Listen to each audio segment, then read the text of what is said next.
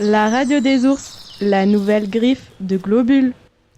Et nous accueillons aujourd'hui Dominique Ancet, bonjour. Bonjour. Alors on m'a dit souvent au sein de l'équipe de radio, puisque pour nous c'est la première fois qu'on se rencontre, que vous étiez la mémoire de Valorcine, que vous étiez aussi... que vous étiez aussi conseillère municipale à la commune et secrétaire de l'association du patrimoine...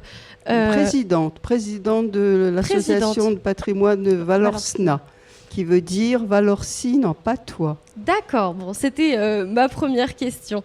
Est-ce que je vous ai fait une bonne présentation ou bien est-ce que vous êtes investi désormais dans d'autres domaines de la commune ? Non, c'est déjà pas mal. Enfin, c'est-à-dire que je m'occupe de la culture sur la commission culture de la communauté de communes.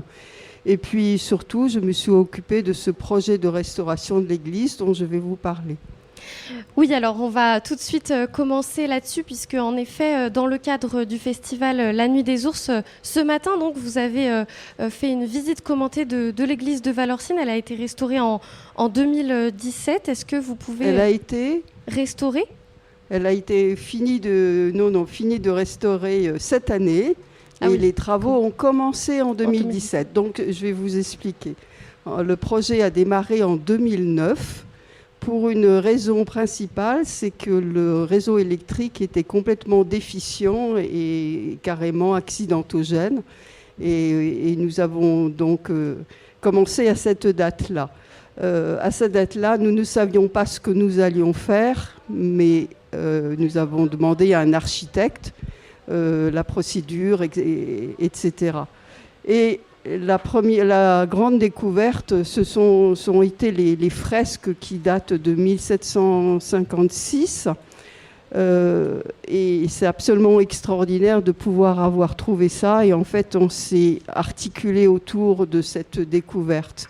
Et puis des préconisations du Conseil général, dont on n'avait pas du tout imaginé qu'on allait faire cela, c'est-à-dire enlever tout le crépi extérieur de l'église et le remplacer par un crépi à la chaux, respirant, qui a complètement modifié la physionomie de l'église. Et vous voyez, on peut la voir d'assez loin pour se rendre compte de cette beauté du clocher qui a été laissé en pierre apparente. Et c'est une église qui a beaucoup d'histoire, justement, et c'est pas sa première rénovation. Il me semble qu'on peut voir d'ailleurs sur l'église certaines dates qui témoignent c'est exactement ce que je voulais vous dire. Excusez-moi, je vous laisse. Voilà, très bien, c'est une très bonne question. Effectivement, nous avons des clés de tirant sur le clocher et la façade. Sur le clocher, c'est 1844. Le clocher a été emporté en 1843. Et avait emporté donc et a été rénové en 1844. D'ailleurs, comme anecdote, je vous dirais que cette avalanche qui était énorme en deux parties, qui a aussi endommagé le village du Cros, a emporté le regat, un des regats qui reste à Valorcine, et qui doit être démonté et remonté à Barberine, à côté du musée. Donc il a été emporté aussi en 1843 et reconstruit en 1844 aussi, et avec des pièces de remploi. C'est-à-dire, les pièces de remploi, c'est des pièces qui ont déjà été utilisées et qu'on réutilise pour la construction, dont une très ancienne des années 1690 et quelques. Voilà. L'autre date des tirants, c'est sur la façade, c'est 1756, la date de reconstruction de l'église décidée par le curé de l'époque, le curé Cru, et qui nous a laissé des écrits sur lesquels on pouvait s'appuyer pour l'histoire de l'église et pour cette restauration. Il y a aussi une date sur le clocher, 1693, qui signe une grande famine qui a eu lieu à ce moment-là, pas uniquement à Valorcine, mais dans la France entière. Il y a des chroniques de décès importants à cette date-là. Et une des particularités de l'église aussi qu'on ne rencontre pas partout, c'est son mur aussi anti-avalanche, justement, et le fait aussi que finalement cette église, on dit souvent l'église au centre du village, là c'est pas le cas. Effectivement, merci de cette question. Elle est entourée par un mur à paravalanche qu'on appelle en patois la turne, en français la tourne, et sur le registre des numéros suivis de la Mapsarde, le ravelin. Le ravelin étant un élément d'architecture qu'on le retrouvait au Moyen-Âge et qui est ainsi écrit sur ce registre. La tourne, ça veut dire que l'avalanche tourne autour de ce mur par avalanche. C'est effectivement un élément d'architecture qu'on trouve en France qu'à Valorcine. Et on en retrouve dans le Haut-Valais, mais des turnes beaucoup moins importantes. Et là, vous êtes aussi présente sur le plateau de la Radio des Ours parce que vous êtes investie aussi dans la Nuit des Ours en faisant des visites de cette église. Avant, on évoquait Valorcina. Voilà, vous faites aussi des visites avec cette association. Pourquoi c'est important pour vous de valoriser ce patrimoine, de valoriser ces histoires de cette église que vous venez d'ailleurs de résumer ? Voilà, mais je vais vous dire encore quelque chose sur la restauration de l'église, parce que je n'ai pas terminé. On s'est donc adjoint le service d'un architecte et secondairement d'un second architecte, un architecte du patrimoine, qui nous a donné 2 préconisations importantes et qui ont dirigé un petit peu ce projet de restauration, c'est-à-dire la diminution de la tribune, on l'a ramenée à sa dimension initiale, ce qui fait que quand on rentre dans l'église, on n'a plus cet effet de plafond qu'on avait autrefois, et le regard remonte jusqu'à l'arc triomphal, et sachant tout à fait la perspective. L'autre préconisation, c'était de faire quelque chose pour les vitraux, et on a pu ainsi s'adjoindre la création de vitraux par le père Kim En-jun qui rend une lumière assez extraordinaire. Et il travaillait beaucoup de l'ombre à la lumière avec un vitrail qui est très intéressant sur la façade, qui est noir avec un éclair orange qui symbolise l'espérance et avec une progression jusqu'au fond du cœur. Je voulais vous parler tout de même encore des fresques. Les fresques, on sait par ces écrits du curé Cru qu'elles ont été peintes par des Valorcins, ça c'est absolument extraordinaire, elles datent donc précisément de 1756. Nous avons sur l'arc triomphal, autour de Dieu le Père, Saint-Pierre et Saint-Paul, et puis de chaque côté, à gauche et à droite, Saint-Michel, l'Archange, et Saint-Maurice. Et pour moi, c'était une découverte qui est très chouette, parce que d'un côté, nous avons la Suisse et de l'autre côté, la France, puisque Saint-Maurice est le patron de l'abbaye de Saint-Maurice dans la vallée du Trien, en bas de la vallée du Trien. Et puis Saint-Michel, vous savez que le prieuré de Chamonix a été installé par l'abbaye de Saint-Michel de la Cluse. Au Grand Bonnet, ce qu'appelle le Grand Bonnet le curé Cru, c'est-à-dire à la croisée des deux transepts de la nef et du chœur, nous avons les 4 premiers docteurs de l'Église. Nous n'avons pas tous les têtes, parce que c'était trop piqué, trop lacunaire, et c'était impossible à retrouver. Et nous avons travaillé selon la charte de Venise, c'est-à-dire qu'on ne peut pas réinventer ce qui n'existe plus, mais on peut accentuer les peintures pour que ça soit davantage visible. Par contre, ce qui est extraordinaire, si on n'a pas tous les visages, c'est qu'on a les mains, et les mains parlent. C'est-à-dire qu'elles bénissent, elles désignent, elles montrent, et ça, c'est un dessin extraordinaire. Ça, je vous invite à venir voir ces mains.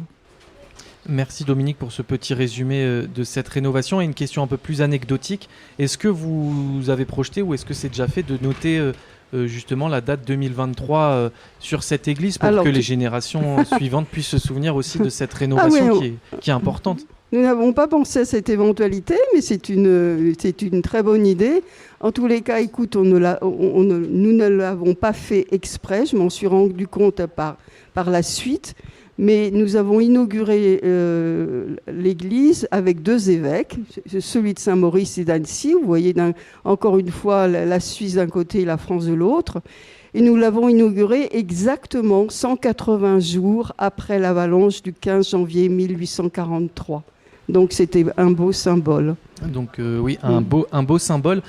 Dominique, vous restez avec nous, on fait une courte pause musicale et on évoque juste après justement les ateliers que vous donnez avec la Nuit des Ours, mais également avec l'association Valorsna.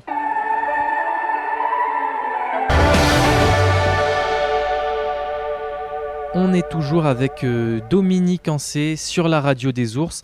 Dominique, on évoquait avant les vitraux du Père Kim qui sont présents dans l'église de Valorcine. Il y a autre chose aussi qui va arriver, c'est cette Vierge. Est-ce que vous pouvez nous en parler ? Oui, bien sûr. Alors, sur la façade, il y avait autrefois une Vierge qui était inscrite maintenant et qui est en cours de restauration et qui est en bois. Et on ne pouvait pas la remettre dans la façade parce qu'elle est trop sensible aux intempéries. Donc nous avons cherché quelque chose qui soit évidemment, pas soumis aux intempéries. Et on s'est penché sur la création de Jean-Pierre Augier, qui a déjà travaillé dans la crypte du Grand Saint-Bernard. C'est là où je l'ai connu. Il y avait une exposition. Nous lui avons écrit pour qu'il fasse quelque chose qui symbolise Notre-Dame de l'Assomption. Et il a déjà fait une création de ce type dans un monastère aux États-Unis. Et donc, il nous a fait, à la dimension de la niche, une Vierge de l'Assomption qui est portée par 2 anges.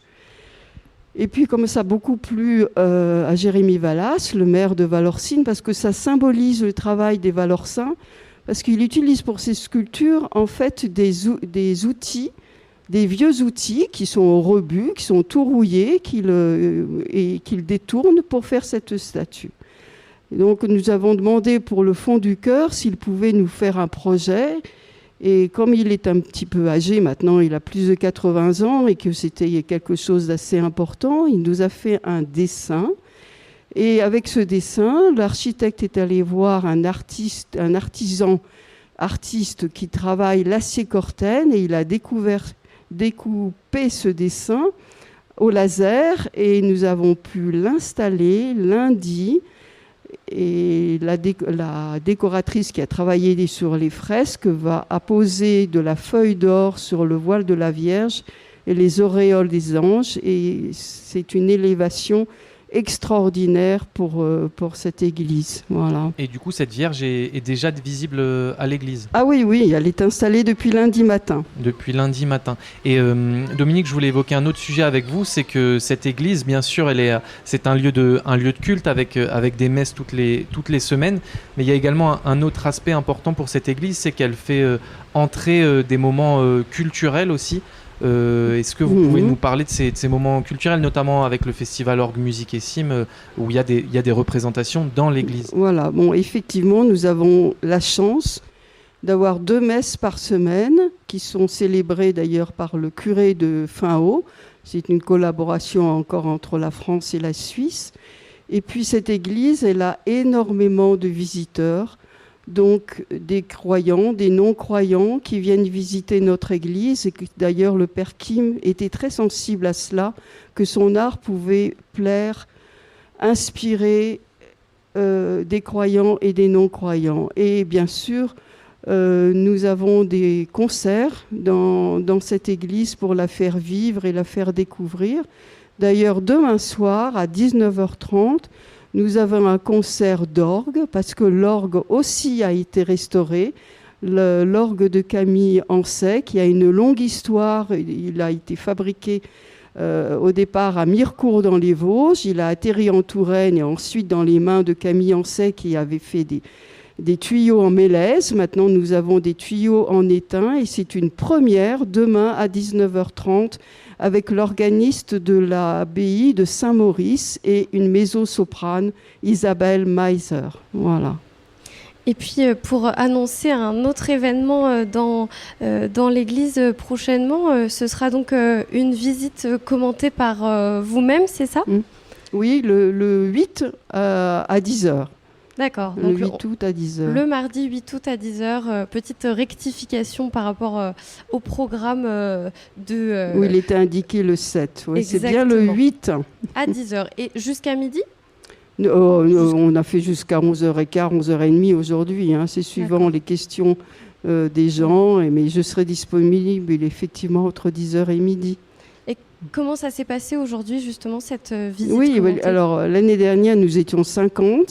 Ce matin, nous étions 3 avec les enfants. Donc, mais des gens très intéressants et intéressés. Et nous avons pu discuter. Ils m'ont posé des tas de questions sur cette restauration. Super. Voilà. Et j'aime aussi, au cours de cette restauration, dire des poèmes. François Cheng a écrit sur les poèmes... sur les vitraux du Père Kim, et c'est intéressant de raccorder la poésie aux vitraux. Donc en plus d'être une visite commentée, vous avez donc ponctué de poésie. Voilà. Super, on va vous remercier Dominique Ancet, et puis belle visite donc en début de semaine prochaine, je répète, le mardi 8 août à 10h. Merci beaucoup Dominique Ancet. On continue notre émission depuis la petite diligence à Valorcine sur la radio des Ours.